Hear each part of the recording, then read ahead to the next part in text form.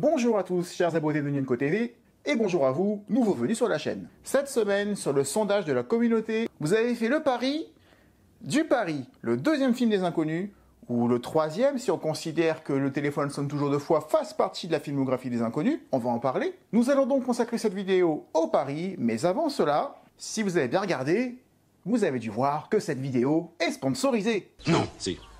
Je tiens donc à remercier le tout premier sponsor de la chaîne, CyberGhost VPN. Écoutez là-bas. Oui. C'est une application que tu télécharges, dont la première vocation, parce qu'il y en a plusieurs, est de sécuriser vos connexions à Internet. Lorsque vous vous connectez à un réseau public qui n'est pas sécurisé, et il y en a des tas. Vous suivez toujours là-bas? Eh oh. Vous aurez CyberGhost VPN qui se rajoutera dans les options. Il suffit juste de cliquer dessus et c'est activé. Et vous êtes protégé. Moi, vous? Non, c'est... Ça fonctionne bien évidemment aussi sur un ordinateur, que ce soit un PC, que ce soit un Mac, sur une tablette, sur vos consoles de jeux, et aussi sur votre Smart TV. Vous deviendrez invisible sur Internet. On me voit, on me voit plus. Mais ça n'est pas tout. Vous pouvez faire croire que vous vous connectez depuis n'importe quel pays dans le monde. Et ça a des avantages pour ceux qui veulent YouTube Premium et ne plus avoir de la pub sur mes vidéos, parce qu'il y en a beaucoup, et je sens que ça commence à vous intéresser d'un seul coup. Écoutez là-bas. Oui. Il suffit de vous connecter à un pays dont l'abonnement YouTube Premium est moins cher là-bas, et adieu les pubs. Vous pouvez aussi vous connecter depuis d'autres pays où les voyages que vous réservez sont sensiblement moins chers quand vous vous connectez depuis un autre pays. Cerise sur le gâteau, vous aurez accès à une quarantaine de plateformes de streaming, dont Netflix, Amazon Prime ou autres, auxquelles vous n'avez pas forcément accès de façon complète puisque le catalogue n'est que partiel en France. Il suffit de vous connecter depuis l'autre pays et vous avez le catalogue complet. Et c'est sans doute ce qui en fait le leader mondial des VPN dans l'industrie de la sécurité et de la confidentialité, avec plus de 38 millions d'utilisateurs qui sont contents puisqu'ils ont 5 étoiles sur Trustpilot, pour à peine plus de 2 € par mois. Non, c'est... En tout cas, pour ceux que ça intéresse, rendez-vous dans le lien dans la description. Vous bénéficierez de 4 mois offerts sur l'offre de 2 ans. Vous pourrez utiliser CyberGhost VPN sur 7 appareils différents avec un seul compte. Et donc, partagez votre abonnement avec les membres de votre famille ou des amis. Et si parmi vous, il y en a qui sont pas encore convaincus, et il y en a, je vous vois de là, Oui. figurez-vous que vous avez 45 jours pour l'essayer, et si ça vous plaît pas, eh bien vous êtes remboursé. Merci encore une fois à CyberGhost VPN d'avoir sponsorisé cette vidéo, et à vous de soutenir mon travail depuis tout ce temps. On est parti pour le pari. J'ai réussi à avoir un autographe de Bernard L'Ermite. Ah ouais, dans un panier de crabes, c'est normal, hein. Nous l'avons vu à plusieurs reprises dans les vidéos sur les 3 frères par exemple, ou les 3 frères le retour, ou encore l'extraterrestre. 3 vidéos que nous avons déjà faites ensemble sur Nienko TV, et dans chaque vidéo je le dis, mais il est difficile quand on y réfléchit, de dire quels films sont des films des Inconnus, et lesquels ne le sont pas. Le téléphone sonne toujours deux fois n'est pas considéré comme un film des Inconnus pour la plupart des gens, car non réalisé par l'un des membres des Inconnus, car écrit à 5, à un moment où les Inconnus étaient 5 justement, et d'ailleurs il n'était même pas les Inconnus, mais les 5 à l'époque. Donc rien que pour ce motif, on peut dire que Le téléphone sonne toujours deux fois, qu'on fera un jour, n'est pas un film des Inconnus, puisque les Inconnus n'existaient pas à l'époque. Autre exemple, nous avons vu, dans l'extraterrestre dernièrement, un film certes réalisé par Didier Bourdon, mais dont le scénario n'était pas le sien, bien qu'il ait légèrement retouché. Donc l'extraterrestre, même si réalisé par un Didier Bourdon en solo, n'est techniquement pas un film des Inconnus.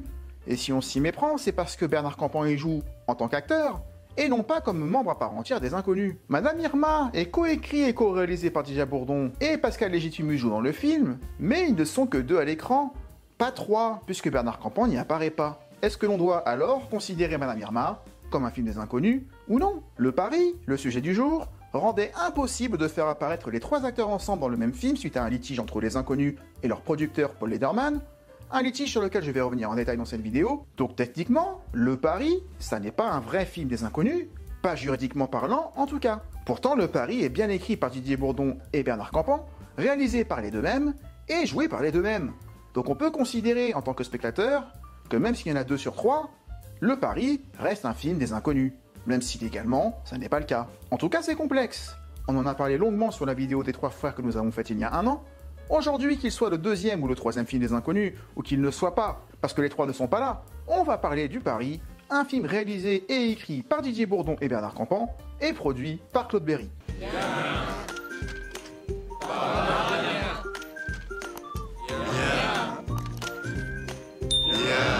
Non, pas bien. Y a le gars qui fume dans le rétro. On va revenir brièvement sur les circonstances de la séparation progressive du groupe. Ils étaient 5 à la base, dans le pari, ils ne sont plus que 2. Waouh! Alors une question qui me brûle les lèvres, je ne comprends pas. Vous êtes 3 sur la pochette, ici vous n'êtes plus que 2. Que s'est-il passé? Il y en a un qui est parti? Et ce passage de 5 à 2 mérite quelques éclaircissements, ou une piqûre de rappel. Pour ceux qui ont déjà vu la vidéo sur les trois frères, nous aurons quelques anecdotes de tournage, mais assez peu car il y a très peu qui existent sur le film, en tout cas je n'en ai pas trouvé beaucoup. Et en deuxième partie de vidéo, nous nous retrouvons en chair en os pour vous dire ce que je pense du film, tout simplement, les scènes clés, les défauts qu'il a comparés aux trois frères, et je reviendrai notamment sur une facette du film que je trouve souvent malaisante. En tout cas, il y a du pain sur la planche. Je vous remercie encore une fois de votre fidélité. Bienvenue à vous, nouveaux venus, n'hésitez pas à vous abonner si vous tombez sur cette vidéo par hasard. Et si la vidéo vous plaît en cours de route, n'oubliez pas, avant de partir, de déposer votre like et votre commentaire. Et si vous ne savez pas quoi dire, n'hésitez pas à dire... Mais tu peux pas sur un VSP à display que brancher un truc de 120 watts. Mais c'est glucose. C'est parti pour le pari. Alors que les Inconnus s'étaient sobrement nommés les 5 au début des années 80, le groupe étant composé à l'époque de Smaïn ou encore de Seymour Bruxelles, tous les 5 s'étant croisés en fréquentant les mêmes cafés-théâtres et exposés médiatiquement par le théâtre de Bouvard animé par Philippe Bouvard, qui leur interdira, suite à l'arrêt de l'émission, d'utiliser le nom Les 5 en dehors de son émission, d'où le nom Les Inconnus, qui sera une réponse sarcastique faite à Philippe Bouvard. Comme quoi, entre les problèmes de droit pour s'appeler Les 5, ce qui a amené aux Inconnus, puis les problèmes de droit pour s'appeler Les Inconnus, à partir du moment où ils veulent réaliser le pari, il y a quand même beaucoup de personnes qui veulent s'accaparer leur image et ne pas pouvoir les laisser travailler tranquillement. En tout cas, c'est arrivé 2 fois en 10 ans, c'est pas rien. Suite à l'échec commercial du téléphone sonne toujours 2 fois et ses 500 000 entrées, Smaïn ne croit pas en l'avenir du groupe et le quitte pour partir dans une carrière solo. Disons que Lionel a exprimé le désir de partir du groupe à la suite d'une divergence conceptuelle. C'est d'ailleurs lors du passage à 4 que le nom des Inconnus est validé. Seymour Bruxelles les quitte en 88 pour changer de carrière et devenir ostéopathe, pile au moment où les Inconnus remplissaient les salles grâce aux bouches à oreille, et le quatuor devenu trio, passant ensuite à la télé de 90 à 93, dans la télé des Inconnus, ce qui leur permettra d'obtenir, au début des années 90, un Molière, du meilleur spectacle comique, 2 sets d'or pour la télé des Inconnus, et 2 victoires de la musique.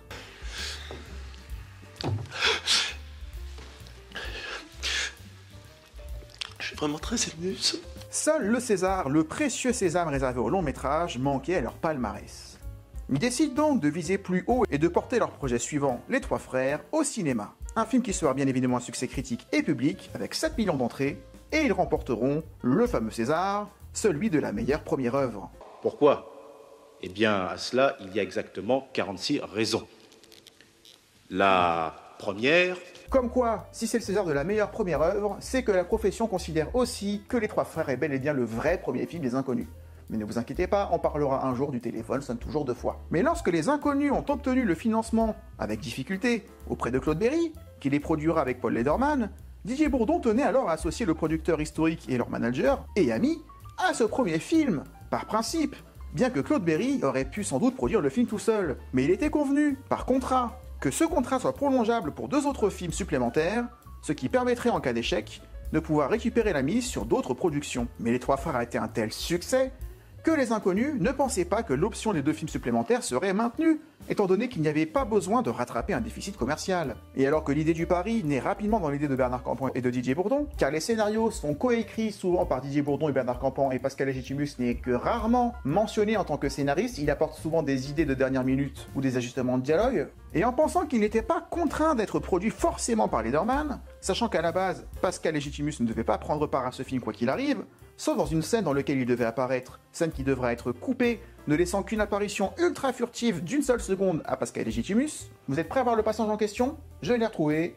Il arrive dans 3, 2, 1... du champagne. Moi aussi, s'il vous plaît, monsieur, prends une coupe. Monsieur, prends une coupe. Monsieur, Au passage, l'un des clients de la pharmacie de Didier Bourdon est le père de Pascal Légitimus. Le voici. La volonté. Bravo. Depuis combien de temps? Un jour. La volonté, monsieur Léopold, la volonté. Didier Bourdon et Bernard Campan se rapprochent de Claude Berry, avec qui la production des Trois Frères s'était bien passée, sans en parler à Lederman. Évidemment, Lederman va mal le prendre que les Inconnus fassent un film sans lui. alors qu'il y avait un contrat qui devait imposer à ce qu'ils coproduisent les 2 films suivants. Et la loi est de son côté. Ils auraient dû lui proposer une coproduction, même s'il n'était que 2 dans le projet, parce que ça les concernait autant en tant que groupe qu'individuellement. En tout cas, c'est ce qu'ils avaient signé. Alors qu'au départ, c'était par pure amitié et par principe que Didier Bourdon avait demandé à Lederman de coproduire le film alors qu'il n'en avait pas besoin. Ça s'est retourné contre eux. Par conséquent, et à cause du procès, les Inconnus vont souffrir d'une réputation. Le trio serait soi-disant brouillé, d'où l'absence de Pascal Légitimus dans Le Pari, puis dans L'Extraterrestre. Erreur, puisque L'Extraterrestre n'étant pas un film des Inconnus, Didier Bourdon devait le réaliser en tant que réalisateur et non pas en tant que membre de la troupe, et Bernard Campan n'était pas prévu dans la distribution, c'est Didier Bourdon qui va insister pour qu'il joue le rôle du droïde Yeb. Balthazar Glasscliff. Ah ben non, il est pas brûlé, il est né comme ça. Bah c'est vrai, les gens sur cette planète ont différentes couleurs. Enfin, du robot plus exactement. Sachant que sur le tournage de L'Extraterrestre, le projet des Rois Mages était déjà acté, voire même déjà écrit, et ils attendaient juste le feu vert pour pouvoir retourner ensemble. Je me demande si Didier Bourdon n'a pas voulu que Bernard Campan soit dans L'Extraterrestre pour faire passer L'Extraterrestre pour un film des Inconnus, pour que le 3e film qu'ils font après les 3 frères, Les Rois Mages, puisse être fait librement, sans Lederman. C'est peut-être pour ça. En tout cas, en 2001, ils ont pu faire le film à 3. Un budget sensiblement supérieur aux 3 frères est validé par Claude Berry, soit 8,5 millions de dollars de l'époque, 1,5 de plus tout de même que pour les 3 frères, en partie de par l'utilisation de trucages dans la dernière partie du film, dans le dernier quart d'heure plus exactement, particulièrement coûteux afin de faire grossir les personnages à l'écran, à la fois numériquement, mais aussi via des prothèses particulièrement coûteuses et encombrantes. Didier Bourdon aura en effet été particulièrement impressionné par le rendu final dans le film Le Professeur Folding, impressionné par le rendu de l'obésité dans ce film. Et alors que Didier Bourdon et Bernard Campan souhaitaient être très minimalistes, en mettant simplement des coussins sous leurs vêtements devant et derrière pour simuler leur corpulence, comme l'auraient fait des enfants pour jouer, et ne souhaitaient pas spécialement retoucher les visages, avoir seulement un corps plus gros. Et c'est Claude Berry qui aura l'idée d'utiliser ces trucages plus sophistiqués, l'idée étant d'utiliser des moules de leur visage et de leur corps, et est dur pour cela aller chez des spécialistes en Angleterre. Par exemple, pour prendre l'empreinte de leur visage, cela leur imposera de rester 1h30 dans un masque de plâtre et de mastic, avec seulement 2 trous au niveau des narines pour respirer, une expérience particulièrement stressante et éprouvante pour les claustrophobes. Idem pour leur corps, qui leur impose de rester quasiment nus, debout immobile, portant seulement un string de spa pour unique vêtement. Ces prothèses imposeront 2h30 de maquillage chaque matin, entre la colle, la durée pour qu'elle sèche, bien sûr le maquillage, et il faut également 1 heure après le tournage pour décoller la colle. Le but de ces scènes où les personnages ont littéralement doublé de poids en si peu de temps, ce qui est impossible physiologiquement, est de montrer la régression de nos personnages, qui redeviennent presque des bébés, affamés, en somme de montrer leur dégradation intérieure à l'extérieur. Pour l'imitation flasque du cou des personnages, ce sont des préservatifs remplis d'eau qui seront utilisés afin d'imiter l'inertie de la graisse. Mais une autre scène, celle du hammam par exemple, ont elles bénéficié de trucages numériques, afin de montrer leur corps luisant et transpirant, et pour ce faire, 2 personnes de cette corpulence ont été utilisées grâce à des trucages numériques, qui consistaient à filmer le décor vide, puis avec les doublures, puis avec les 2 acteurs assis pile au même endroit au millimètre près, avec un timing à respecter pour que la respiration des doublures corresponde à la respiration des acteurs au niveau de leur visage. En somme, beaucoup de travail et beaucoup de galères pour à peine un petit quart d'heure en fin de film. Le pari est un succès commercial, certes loin d'égaler le succès des 3 frères, mais réunissant tout de même plus de 4 millions de spectateurs, pari gagnant pour Didier Bourdon et Bernard Campan, qui devront attendre la fin du litige avec Paul Lederman pour se lancer dans Les Rois Mages. On va passer à l'analyse du film. Et oui, j'ai chaud. Il craque. Il craque. Il craque, ma pupuce. Il craque. Commençons par un constat très simple. Les Inconnus au cinéma, ça ne vaudra jamais les Inconnus sur scène ou à la télé. Passer de l'écriture de sketch de 5 minutes à un film d'1h40, c'est pas le même travail. C'est comme regarder les sketchs de Connasse, Princesse des Cœurs et regarder le film après. Moi, quand j'ai vu le film, au bout d'un quart d'heure, je me suis emmerdé parce que je ne savais pas où on allait. C'est juste une succession, un collage de plusieurs sketchs qui font que c'est un film sur 1h40, mais que c'est pas un film en tant qu'œuvre. En tout cas, à mon sens. Pourtant, pour revenir aux Inconnus, Les 3 frères est à mon sens parfait dans son genre. On a des personnages, tous les 3 issus de classes sociales différentes, avec leurs défauts, mais qui se retrouvent et qui s'unissent, complices et solidaires autour de cet enfant. C'est ce qui justifie qu'ils restent ensemble alors qu'ils ne s'aiment pas et qu'ils viennent à peine de se connaître. Et le pari est aussi construit sur ce modèle, peut-être un petit peu plus maladroitement, mais on a toujours cette opposition sociale entre 2 personnes et non 3, qui font à nouveau partie de la même famille, enfin presque, ils sont beaux-frères, ils sont pas unis par le sang, ils sont à l'opposé l'un de l'autre comme les 2 sœurs qui le sont également. L'un est un pharmacien riche, l'autre est un prof de techno dans une banlieue difficile, et pourtant, comme dans Les 3 frères, après certains événements compliqués, ils vont arriver au même niveau. Et leurs acquis sociaux n'empêchent pas que ce sont 2 hommes à part entière qui sont exactement pareils au final, avec les mêmes défauts. Au-delà des faux semblants, parce que le film va aussi beaucoup parler des faux semblants.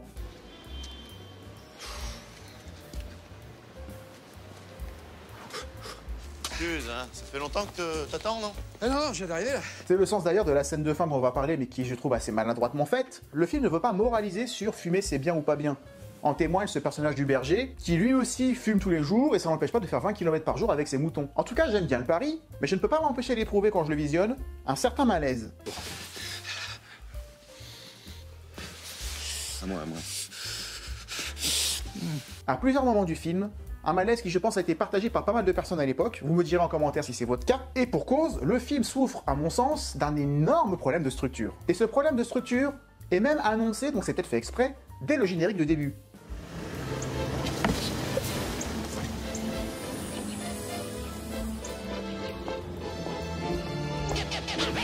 Si vous remarquez bien, le générique du pari commence avec une musique, la musique du film, le thème du film, qui est triste. Puis au bout de 20 secondes, ça bascule dans la musique plus gaie et euphorique que le film propose également dans certaines scènes.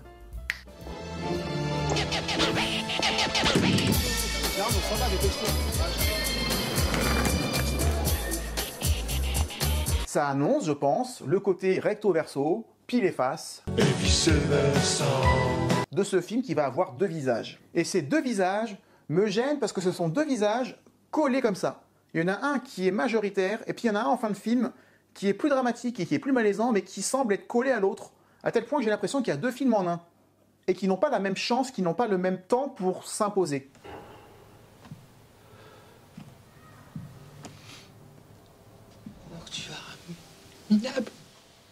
Là où les trois frères alternaient de façon subtile et fluide des moments franchement drôles et des moments plus dramatiques, où on alterne ces moments-là, là, ici, on a une concentration de film purement comique durant 1 heure, et dans la dernière demi-heure, dans les dernières 40 minutes, ça devient presque plus drôle et ça devient glauque. Et avec une finale qui te laisse... qui te laisse sur ta faim. Pourrais-je avoir un peu de pain, cher ami? Ah, un peu de pain, ça ne fait pas partie de votre régime, mon cher ami. Mais beaucoup, oui. Par exemple, la scène où la femme de Bernard découvre en cachette les centaines de pages que Bernard a écrit à la machine à écrire, où il y a écrit « Le tabac c'est tabou, on en viendra tous à bout », un hommage à Shining, mais cette scène fait peur, tu peux facilement la détourner. Ça va, chérie? Allez, t'as vu, avec Didier, on bosse, hein? On va y arriver. T'as un problème? Tu peux avoir l'impression qu'il est devenu un psychopathe. Et pourquoi pas, si le film voulait basculer là-dedans, mais il le fait pas complètement. En tout cas, si on doit traiter le film dans l'ordre, la première partie du film, en tout cas la première demi-heure, est pour moi parfaite. Elle est au moins à la hauteur des trois frères. On y va, on n'a rien oublié, le cadeau, l'appareil photo, la petite. Oh. Monte, Élodie, monte. Parce que Didier Bourdon a ce don pour te présenter des personnages et nous faire comprendre que c'est d'eux qu'il s'agit, même si on les reconnaît en tant qu'acteurs puisqu'ils jouent leurs propres personnages qu'ils ont écrits. Mais comme dans L'Extraterrestre, tu comprends, il y a des transitions plutôt habiles, que ces deux personnages vont être liés dans le film. Ça se voit via leur plaque d'immatriculation. On passe de beauf à naze, avec deux voitures super opposées, la Mercedes et puis la Citroën, je sais plus quelle marque c'est. Ça se voit aussi dans les journaux qu'ils lisent, qui parlent du même sujet en n'étant absolument pas d'accord sur le chômage avec un journal de gauche ou un journal de droite. Il n'y a rien de mieux pour montrer que ce sont eux qui nous intéresseront et qu'ils ne sont pas du même bord. Droite-gauche, riche-pauvre. Et c'est toujours les mêmes, alors. Je sais pas s'ils sont sans domicile fixe, mais en tout cas, ils sont toujours au même feu rouge. Ouais, on leur a tout de même donné quelque chose parce que c'est dimanche. Mais on devrait pas, je suis sûr que ça les incite. Hein. C'est pas si simple, mais c'est bien un petit peu de caricaturer de temps en temps. Ces milieux sociaux différents et cette famille qui se retrouve tous les dimanches sont hyper crédibles. Un peu de champagne, Bernard. C'est du Dom Pérignon de chez Edia. Non, je préfère un petit Ricard tout simple, de chez Auchan. J'y crois complètement avec ces cadeaux d'anniversaire où ils achètent le même, mais une version de luxe, une version pauvre. Avec ce backgammon, c'est une scène super intéressante. Bernard, ton Ricard, un grand ou un petit Ricard de poche pour les voyages? tu le prends pas mal, non? Non. On sent vraiment qu'ils sont d'accord sur rien, ces deux-là, et pourtant la réalisation nous fait comprendre qu'ils vont devoir vivre ensemble, ces deux-là, alors que quelque part, ils ne se voient qu'une fois par mois, peut-être. Non, et puis j'ai pas envie de m'acheter une Mercedes, moi, c'est incroyable ça, mais je suis très bien comme ça, moi. Pourquoi gagner toujours plus d'argent, toujours plus, ça sert à quoi? À faire peut-être des cadeaux un peu plus présentables. Mais contrairement à L'Extraterrestre ou aux Trois Frères, ici, il y a ce problème de structure. Dans Les Trois Frères, on comprend la structure du film. Héritage, puis plus héritage, ils sont dans la merde, ils doivent fuir avec le gosse, et ils doivent rendre le gosse à leur mère en traversant la France, tout en essayant de survivre sans argent. Quand ils rendent l'enfant, le film se termine. Ici, c'est plus compliqué. On a ce pari qui est annoncé très tôt, qui est censé durer 15 jours, et on se dit machinalement que 15 jours, ça va être la structure scénaristique du film. il va falloir traverser ces 15 jours. Bon, alors, puisque c'est comme ça, regarde. Voilà, je touche plus de cigarette pendant 10 jours. Voilà. Combien, c'est la fête des mères, c'est dans 15 jours? Pendant 15 jours, je touche plus une cigarette. Vas-y, fais-en temps. Sauf qu'au bout de 3 quarts d'heure, les 15 jours sont passés, et que le film continue. Ça n'est pas un problème en soi. S'ils ont vraiment réussi à arrêter de fumer, même si c'est pas tout à fait vrai, le film va s'arrêter où? Et on comprend pas, à partir de là, en tant que public, où est-ce que le film veut nous emmener. Alors bien sûr, on voit la régression progressive de ces personnages, où plus ils grossissent, moins ils vont bien. Mais attends, mais je fais que ça, moi, partager. Partager tes problèmes d'incapable. Tu crois pas que j'aurais plutôt envie de partager le fric de l'homme d'affaires, non? Oh, bah, décidément, tu vaux pas mieux que Muriel, tu veux que je te dise. Mais alors, qu'est-ce que ça amène comme message? J'ai eu du mal à le saisir. Peut-être que vous avez compris, vous allez pouvoir le dire en commentaire, parce que je suis peut-être trop con pour avoir tout compris. Ce qui est possible. Mais dès qu'on arrive dans la secte au bout de 3 quarts d'heure, qui arrive à la conclusion de la soirée mondaine au bout d'1 heure, qui est certes très drôle, avec J'aime pas ta gueule. J'aime pas ta gueule. J'aime pas ta gueule. J'aime pas ta gueule. C'est cool. Les deux personnages où on sent qu'ils montent en tension parce qu'ils commencent à mélanger les médicaments et l'alcool. Non, pas d'alcool, merci. Non, attendez, juste ça. Bougez pas. On sait que ça va partir en live cette soirée. Non, moi je suis pharmacien. Je suis dans le 16e arrondissement. Voilà. Moi je vous prends un peu de whisky. Mais une fois qu'ils sont partis, il se passe plus grand-chose. Ça devient presque malsain et gênant. C'est pas moi, hein. C'est elle. Hein? Tu fumes, hein, salope? Hein? Tiens. Encore une fois, on passe par le film d'horreur, dans la scène chez Las Palais, qui est certes super drôle parce que Las Palais, tout ce qu'il dit, ça devient de l'or, même les phrases les plus banales. Comme ça, demain, on ira tous ensemble au concours. À la piscine de Saint-Maur. Comme son poumon d'or et la piscine de Saint-Maur. Poumon d'or. 84-94. Mais cet hommage à Psychose et cet appartement flippant avec les poupées et le chat, mais ça aussi tu peux le détourner en film d'horreur.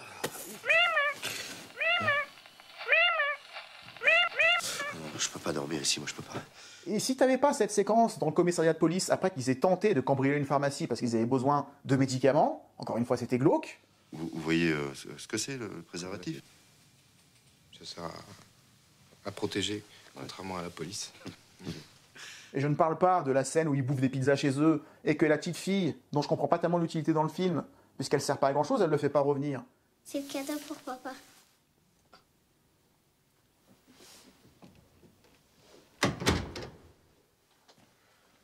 Bernard, il la connaît, c'est quand même la fille de son beau-frère, mais c'est comme s'il la connaissait pas quasiment, cette scène est super froide, il lui dit même pas au revoir, et clairement, à partir de là, on sent que ce sont des scènes détachées les unes des autres, dont la plupart ne sont pas drôles, mais malaisantes et dramatiques. Il n'y a que la scène du commissariat qui fasse marrer, mais pareil, ils vont très loin pour ça. On l'a violée. Ah non. On l'a frappé d'abord. Ah, on l'a frappé. Oui. Mais c'est la seule scène qui me fasse marrer dans la dernière partie du film, parce que pour le reste, la scène de la chambre d'hôpital avec le mec qui est sous respirateur, c'est pas drôle et c'est le but recherché. Au bout de 248 jours, je crois, d'un seul coup, on les voit en cure d'amaigrissement, mais entre le moment où on les a quittés à l'hôpital et ce moment-là, il y a 100 jours qui sont passés. Qu'est-ce qu'ils ont fait pendant 100 jours? C'est là que je vous dis que le film a un problème de structure, c'est que d'un seul coup, on passe quasiment 3 mois dans l'histoire, où ils sont en peignoir, où ils font d'un seul coup 80 kilos de plus, mais c'est drôle tout en étant... Un peu de verdure, mais gardez la main légère, hein. Sinon l'indigestion peut vous guetter. Voilà. Alors qu'il reste qu'un quart d'heure au film pour nous amener une fin. C'est trop tard en fait. C'est trop tard, et le fait de manger toute cette bouffe dans la fameuse scène de la cuisine, qui est censé être un suicide boulimique à l'écran... Il ne faut pas mélanger les lipides et les glucides. Oh, avec la tête. Les glucides d'un côté, les lipides de l'autre.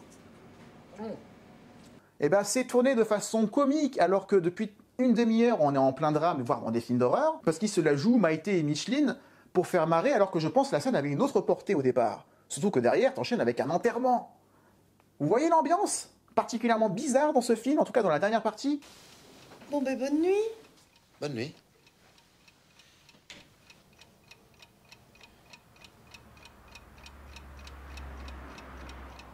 Donc le film se termine sur un ton triste, même s'il y a encore un épilogue, et c'est trop brutal en fait. Et tu sais pas trop ce que le film va obtenir de nous, et tu sais même pas si eux ils le voulaient. Même si dans le générique, encore une fois, c'est annoncé. Il va y avoir 2 tons. Mais entre ce changement de ton trop brutal... Le tabac, c'est tabou. On en viendra tous à bout. Et en plus, ce côté sketch dans la deuxième partie du film, alors que les 3 frères avaient aussi ce défaut-là, mais ils l'ont fait qu'une fois dans la scène du millionnaire, dans les 3 frères numéro 1. Pourtant, la scène du millionnaire avait un but. À la fin du sketch où il tourne la roue, ils se font arrêter, ce qui amène à la fin du film. Donc il y avait une utilité. Ici, ce sketch du commissariat, c'est des scènes que tu peux prendre indépendamment sur YouTube, tu les regardes juste parce que tu regardes cet extrait-là. Il n'y a même pas besoin de voir l'avant et l'après pour comprendre ce qui se passe, on s'en fout. Ouais, mais alors on n'avait jamais vu un flic taper correctement à la machine, hein. Ça n'empêche pas d'être flic. Hein. On va bien s'entendre. C'est ce qui provoque ce malaise que j'ai en visionnant ce film. Alors quand je dis malaise, ça ne veut pas dire que je ne l'apprécie pas. Mais autant dans Les Trois Frères, j'apprécie l'unité, ce mélange subtil de drame et de comédie, qui est souvent le marqueur des très bonnes comédies.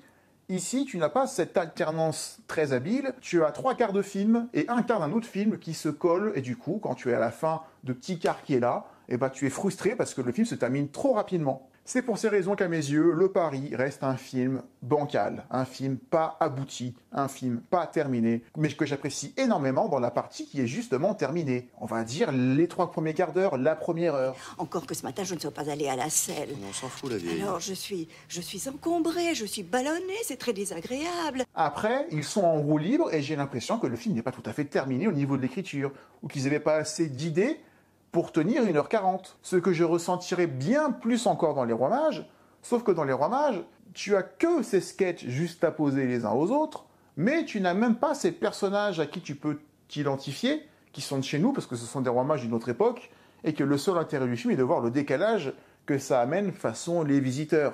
Mais Les Rois Mages a un intérêt encore, je trouve, plus limité. Vous me donnez une carte de crédit, s'il vous plaît? Ah, nous voyageons sans carte, le destin est notre guide. Vous avez du liquide? Hélas, nos outres sont vides. Tant qu'on nous annonce que le pari va durer 15 jours, on comprend ce qu'on fait là. Dès qu'on sort des 15 jours, on ne comprend pas où le film va se terminer. Pour moi, c'est un problème parce que j'ai besoin, en étant un petit peu con, d'avoir une carotte devant moi et de comprendre où on va, de comprendre ce que je fais là, de comprendre quelle histoire je regarde. Même si l'histoire a le droit de changer en cours de route. Mais il faut que je sache quel est le nouvel objectif, quel est le nouveau cap. Et c'est pas l'absence de Légitimus qui pour moi fait que ce film est moins bon que Les Trois Frères, c'est bel et bien cette écriture bancale. C'est à moi que tu parles, hein. C'est à moi que tu parles, c'est à moi.